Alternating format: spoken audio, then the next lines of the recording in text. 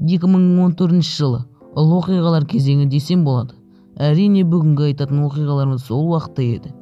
Сәлем YouTube, сіздермен Нуранет. Достар, бүгін мен өзімнің ұятқа қалған кездерім жайлы баяндап беремін.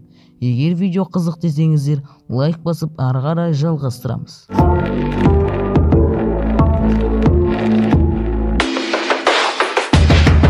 Достар, 4-ші сыныпта апайлар мені сахнаға шығарған болатын.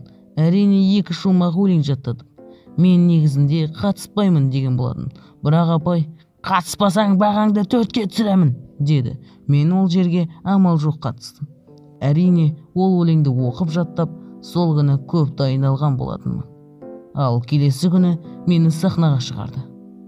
Мен бірақ сахна алдында көп адамдарды көрген кезде әрине бар өлең шумақтарымды ұмытып қалдым. Жай ғана көзімді жыпылықтатып тұра бердім. Ал арғы жақта апайым маған үнсіз айғайлап жатты. Бұл қалай болып кетті? Әрине сосын үнсіз ғана шығып кеттім. Маған апайдың көңілі қалып ұрсып жатты. Және ең басты ұялғаным, мен көпшіліктің алдында шығып келіп үнсіз кетіп қалдым. Содан кейін мен ешкімнің бетіне қарағым келмеді. Екінші оқиға. Ол да мектепте болатын. Мен әдеттегідей шашымды үйде алдыратынмын. Содан бір күні анам менің шашымды мүлде басқаша алып тастаған еді. Маған ол шаш ұнамады, әрине. Содан мектепке барған кезде әрине бәрі маған күлді. Ал бір кезде еңбек бәрінен беретін ағай, шашыңды дұрыс алмапсың ғой, деді. Бұл жағдайда мені өте қатты ұялтты. Енді не істеймін деп қайда барарымды білмедім. Достар, бұл видеоның түйіні ұят, адам сенімін түсіріп оны жоятын нәрсе. Қанша қысылып ұялсаң да ешқашан үлкен уайымға батпа. Өмір саған осындай кішкентай сынақтар беруі мүмкін, бірақ сен оны көңіліңді түсірмей өткізсең болады. Осымен достар, видеомыз аяқталды. Видеоны лайк басып кетіңіздер, комментке сіздерде қандай ұялған кездеріңіз болды соны жазып кетіңіздер.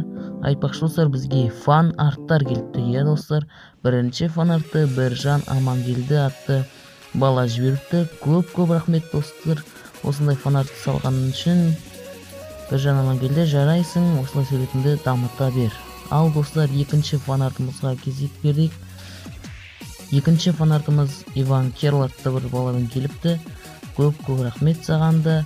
Осындай жақсы өзіндік стильде салғаның үшін. Достар, айтпақшы осындай фан арттар жібергілеріңіз келсе, дәл қазір сілтемеге кіріп, ВК тобымызға жазылып, обсуждениені басып, яғни біздің фан арттарыңызды жібере аласыздар. Достар, осымен видеомыз аяқталды. Видеоны лайк басыңыздар. Және де міне бір аптаның ішінде екінші видео шығып жатыр. Осы видеоның жалғасын күткізгілеріңіз келсе, әрине 25 лайктан асырып тастайық. Ал, байго.